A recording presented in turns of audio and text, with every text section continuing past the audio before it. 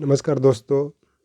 आज मैं दिल्ली इलेक्शन जो संपन्न हुआ उसके बाद 8 फरवरी 2025 का जो रिज़ल्ट आया उसके बाद आम आदमी पार्टी की हार होती है या सरकार भी नहीं बना पाती है, जिसका मैं पहले भी अनुमान लगा रहा था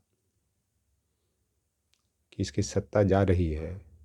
और लेकिन यह उम्मीद नहीं था कि ये सरकार बनाने तक के भी आंकड़ा तक नहीं पहुंच पाई, जिसका प्रमुख कारण मैंने पिछले जो मैं अपना इंटरव्यू दिया था उससे बता दिया हूँ। लेकिन अब सवाल यह उठ रही है कि इस परिणाम के बाद आम आदमी पार्टी का भविष्य क्या होगा। और लोग तरह तरह के अनुमान लगा रहे हैं, तो उसी के बारे में मैं बता रहा हूँ। लोगों का यह मानना है कि इस इलेक्शन के बाद आम आदमी पार्टी समाप्त हो जाएगी, लेकिन मैं इस विषय में कुछ नहीं बोल सकता हूँ, क्योंकि मैं किसी का बुरा नहीं सोचता हूँ। कोई अपना मेहनत से आगे बढ़ता है, अपना किस्मत से आगे बढ़ता है, कोई अपने ताकत से आगे बढ़ता है। लेकिन ताकत तभी आती है जब उसमें एकता हो। मैंने इंडिया गठबंधन में एकता होती तो शायद ये इनका हाल नहीं होता। जब बल और ताकत होती है तभी बुद्धि काम करता है। इस चलते मैं इसमें बस यही कर सकता हूँ कि अभी जो आम आदमी पार्टी का भविष्य है तो क्या क्या हो सकता है और ये मोदी सरकार क्या क्या कर सकती है, उसी के बारे में बता रहा हूँ। पहली चीज़ तो हो सकता है कि इनका जितने अकाउंट है वो सब सील कर दे। उसके बाद जितने भी भ्रष्टाचार हुए हैं या नहीं हुए हैं उस पर इंक्वायरी बैठा दे। जैसे मुख्यमंत्री के आवास पर जो 45 से 46 करोड़ खर्च किया गया है उस पर जांच बैठे। फिर जो भी इनके मंत्री और लीडर पहले केस में संलिप्त थे, जो बेल पे चल रहे हैं, उनको पुनः जेल न जाना पड़े। और 2 साल से अधिक अगर सज़ा हो गई तो अगले 6 साल तक चुनाव नहीं लड़ पाएंगे। तो इससे ये भी मैं उम्मीद कर रहा हूँ कि जो भी इनके राजनीतिक लीडर हैं या हारे हुए विधायक हैं या मंत्री हैं, हो सकता है वो राजनीति से संन्यास ले ले, ऐसा मुझे लग रहा। इनको हरियाणा में नहीं जाना चाहिए था, जहाँ कांग्रेस लड़ रही थी, जहाँ पे बहुत ही कम मार्जिन से उस पार्टी की हार हुई।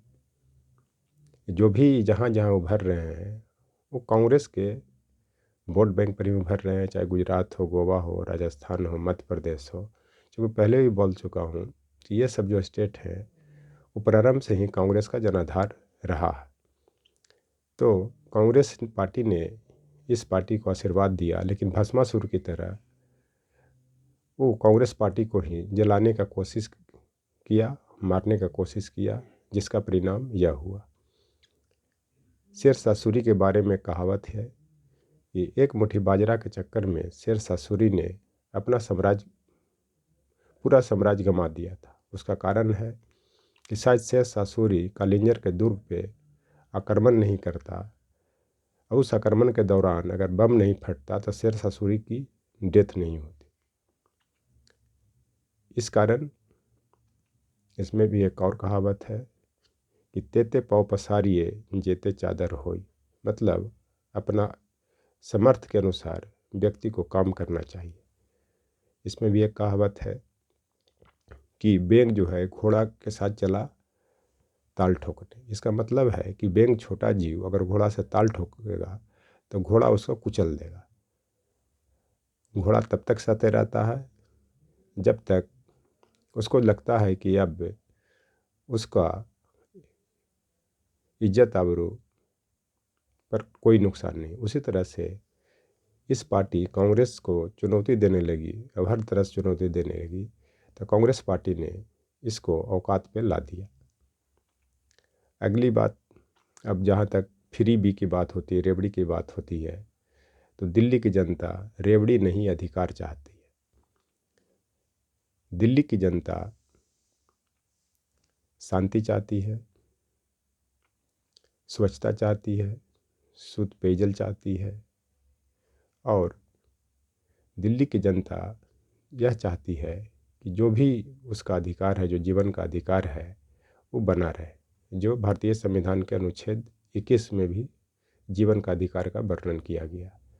लेकिन अभी विगत 2 वर्षों से सब लोग देख रहे थे किस तरह से जो बस में mobile snatcher, purse snatcher, mobile निकालते समय अगर पकड़ा जाता था तो सेप्टिक ब्लेड से वो काट देता था। चोर जो था या जो पॉकेट कटर था, वो व्यक्ति का मोबाइल तो छीनता ही था, लेकिन उस सेप्टिक ब्लेड से उस पर हमला भी करता था।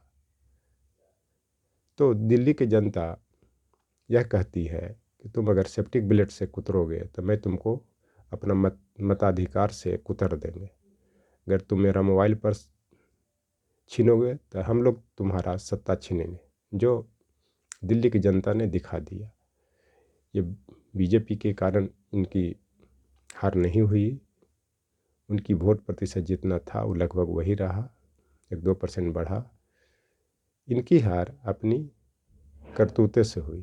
तो एक कहावत भी है, तुलसीदास जी ने रामायण में लिखा है, कर्म प्रधान विश्व रचि राखा, जस करनी तस फल चाखा। इसका मतलब होता है कि इस संसार में, ये विश्व में कर्म प्रधान है। जैसा आप कर्म कीजिएगा वैसा आपका फल मिलेगा। आप किसी को लंबे समय तक चीटिंग में रख करके या बहलावे में रख करके आप लंबे समय तक अपना शासन व्यवस्था स्थापित नहीं कर सकते, जो दिल्ली की जनता ने दिखा दिया। क्योंकि दिल्ली की जनता को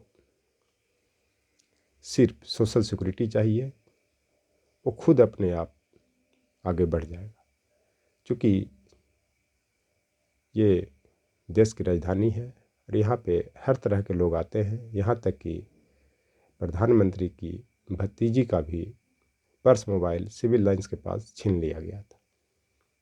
जब तब लोगों को यही समझ में आया कि जब जो देश का सबसे सुरक्षित व्यक्ति का परिवार अगर सुरक्षित सफ़र नहीं कर सकती है, दिल्ली में नहीं घूम सकती है, तो हम लोग का क्या हाल होगा।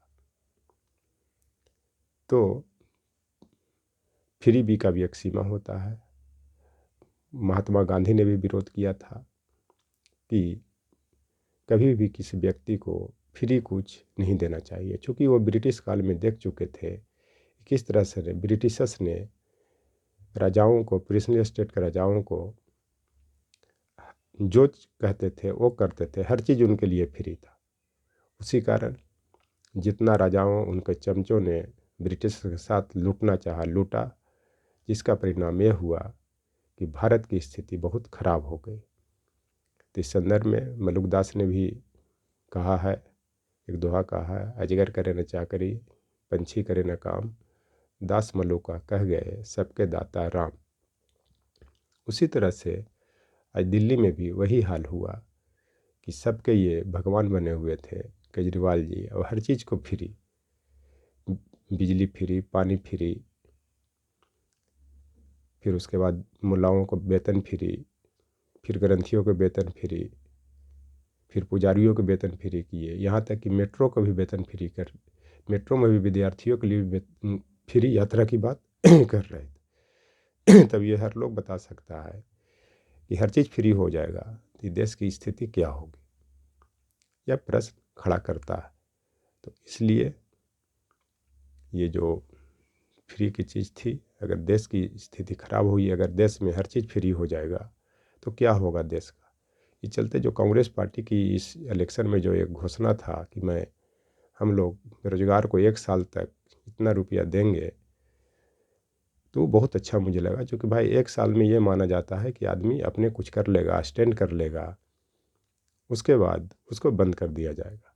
ये चलते इस पार्टी की भविष्य क्या होगी, केजरीवाल की भविष्य क्या होगी, इस संदर्भ में मैं ज़्यादा कुछ नहीं बोलूँगा, लेकिन एक भविष्य का अनुमान लगाया जाता है और जैसा लग भी रहा है कि हो सकता है कि इनके जो गुजरात में जो विधायक हैं उसमें टूट हो, दिल्ली में भी होने की संभावना है, पंजाब में भी होने की संभावना है, लेकिन मैं इस संदर्भ में कुछ नहीं बोलूँगा। एक देश का वातावरण बनता है, एक माहौल बनता है, जनता की आवाज़ होती है, जनता की अदालत होती है, उसके आधार पर कोई भी विश्लेषक अपना विश्लेषण करता है। थैंक्स।